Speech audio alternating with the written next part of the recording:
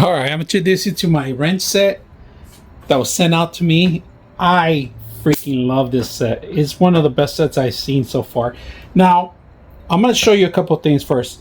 These are numbers, right? And these are halves, all right? So you're going to find different versions of it, and they're all numeric, and they're all labeled, all right? Well labeled. Now, these have a heavy duty side, all right, and then they have the rotating side on the other side.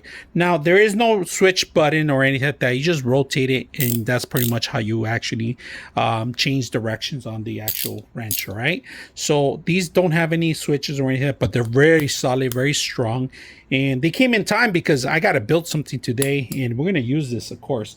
Now, one thing I do like about these things that they're meant to last a long time and useful for pretty much any projects that you have at home. Now, to find the right size, it's not that very difficult. They're all numeric. Everything's well labeled.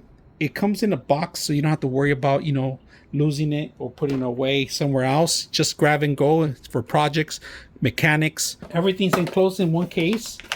Everything's well secure. And once in a while, I recommend you cleaning them up with some oil or something just to keep them well maintained. And this thing is set to go. So I hope you guys enjoyed this video.